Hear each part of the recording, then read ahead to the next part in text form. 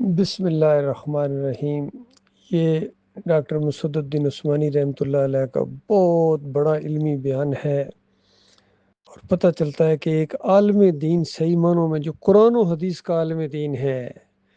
وہ جب میدان میں اترتا ہے تو پھر ماحول کیسا بن جاتا ہے۔ یہ ہم نے کسی اور عالم دین کو اس انداز سے توحید کی دعوت دیتے ہوئے رد شرک، اور بالکل وہی انداز جو قرآن کا انداز ہے کہ دیکھو ایمان یہ ہے کہ اللہ کی اطاعت کی جائے جس طرح آسمانوں میں کی جاتی ہے، بے چوں و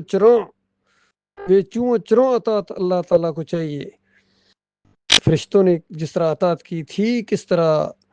یہی انداز بتایا مومنوں کا کہ مومن وہ ہوتا ہے، ماننے والا وہ ہوتا ہے جب اللہ کی بات آ جائے تو سمعنا و اطعنا، سمعنا و اطعنا،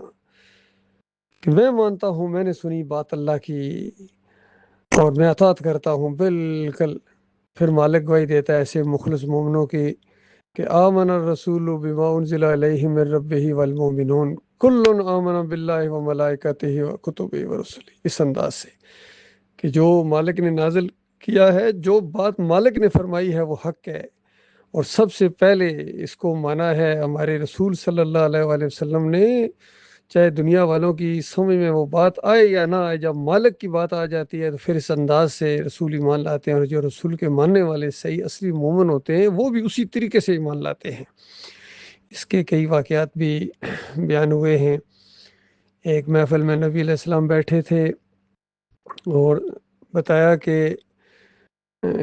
کچھ آدمی تھے، یعنی ایک آدمی تھا، وہ گائے کے اوپر سواری کرنے لگا جس طرح گھوڑے کے اوپر سواری کی جاتی ہے۔ تو گائے نے پیچھے مڑ کر دیکھا اور کہا کہ کیا میں سواری کے لیے بنی ہوں؟ تو کچھ لوگوں نے حیران ہو کے پوچھا، یا رسول اللہ، کیا گائے باتیں کرتی ہے؟ نبی علیہ السلام نے فرمایا، میں تو ایمان لایا اور ابو بکر اور عمر بھی لائے، باقی یعنی تمہارا معاملہ اپنا ہے۔ تو اس انداز سے یہ ایمان ہوتا ہے۔ پھر معراج کا واقعہ جب بتایا گیا اور ابو جہل کے بارے میں آتا ہے، دوڑا ہوا گیا ابو بکر صدیق کے پاس کہ آج وہ بات سنو، آج تمہارے صاحب یہ کہہ رہے ہیں کہ وہ راتوں رات آسمانوں کی اوپر سارا چکر لگا کے اور بیت المقدس بھی گئے ہیں، اور یہ سارا ایک ہی رات میں کر کے آ گئے ہیں، اب بولو۔ تو ابو بکر صدیق کا ایسا جواب کہ انہوں نے اگر کہا ہے تو بالکل ایسا ہی ہوا ہے، میں اس سے بڑی بات مانتا ہوں کہ یہ تو یہ اوپر گئے ہیں، اوپر سے بھی ایک نیچے آتا ہے، یعنی جبریل علیہ السلام، وہ پیغام لے کے آتا ہے۔ تو اس طرح وہ کافر اکا بکا رہ گیا کہ یہ ایمان، ہاں یہی ایمان چاہیے۔ تو اسی انداز سے جب وہ صلح حدیبیہ والا معاملہ پیش آیا، اور عمر بن خطاب جیسے آدمی بظاہر دیکھ کے ان چیزوں کو کہ اس طرح ہم دب کی اس طرح کا انداز کیوں اختیار کریں، ایسا معاہدہ جو ہمارے خلاف جا رہا ہے، تو پہلے نبی علیہ السلام کے پاس گئے تو انہوں نے کہا، بھائی میں اللہ کا رسول ہوں، میں اللہ کی نافرمانی نہیں کرتا ہوں۔ تو ایسا لگتا ہے یعنی اللہ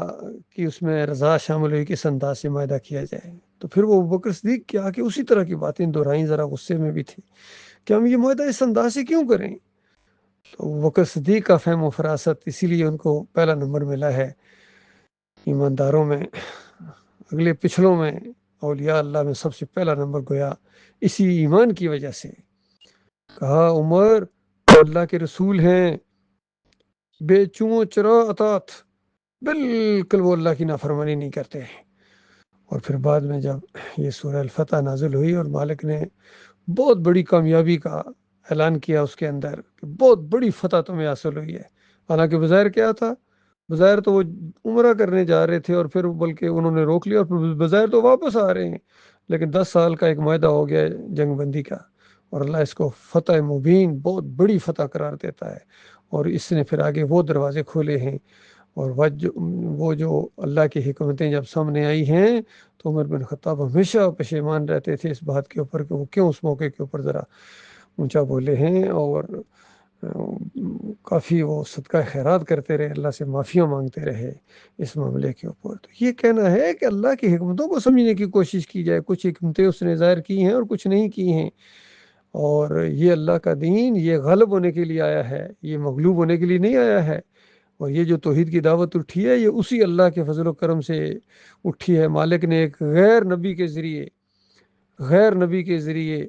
اللہ تعالیٰ نے وہ توحید کی دعوت اسی انداز سے اٹھائی، رد شرک کی دعوت، کفر بالطاغوت کی دعوت، اور سارے طاغوتوں کو جو دنیا میں دندنا رہے تھے اور لوگوں کے سروں کے اوپر ناچ رہے تھے، رحمت اللہ علیہ کہتے کہتے ان کی زبانیں گھسی جا رہی تھی، ان کو کافر اور مشرک قرار دے دیا قرآن کے اصولوں کے مطابق۔ قرآن کے اوپر جب ان کی زندگیوں کو پرکھا گیا تو بڑے بڑے ہیرو زیرو ثابت ہو گئے، اور بڑے بڑے دین کا دعویٰ کرنے والے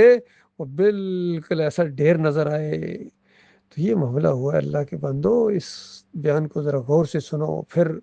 اپنے دل کی آواز کو سنو، اور کان کی ساری کھڑکیاں کھول کے، کہ یہ ٹھنڈے ٹھنڈے اندر حجروں میں بیٹھ کے دین غالب نہیں آئے گا، یہ آپ کو ایمان کے ساتھ عمل صالح اس انداز سے اختیار کرنا پڑے گا، نبی علیہ السلام کا طریقہ اور صحابہ کرام کا طریقہ، پھر میدان میں آنا پڑے گا، توحید کی دعوت اٹھے گی، اور پھر اس کے بعد دوستیاں دشمنیوں کے اندر بدلی ہوں گی، پھر دیس نکالے دیے جائیں گے، اور پھر اس کے بعد اللہ کا دین غالب ہوگا اس انداز سے، جو ایسا گروہ اٹھے گا، ایک منظم گروہ، اس کے ذریعے اللہ تعالیٰ رنگ جہاں بدلی کرے گا۔ اللہ تعالیٰ کسی کا محتاج نہیں ہے، تم نہیں دین کا کام کرو گے، مالک فرماتا ہے تم اگر ایمان کے تقاضے پورے نہیں کر سکتے ہو تو تم مرتد ہو اللہ کی نگاہ میں، اور مالک ایسوں کو لائے گا جو اللہ سے محبت کرنے والے ہوں گے، اور بڑی شدید محبت کرنے والے ہوں گے، اللہ کے حکم کے سامنے جھک جانے والے، مقابلہ کرنے والے نہیں بلکہ جھک جانے والے ہوں گے۔ تو اس انداز سے مالک ان سے محبت کرے گا، اور وہ اللہ کے معاملے میں، دین کے معاملے میں کسی لان تان کرنے والے کی ذرا برابر پرواہ نہیں کریں گے کہ لوگ کیا کہہ رہے ہیں، لوگوں نے کیا کہا ہے، یہ ان کے اندر نہیں،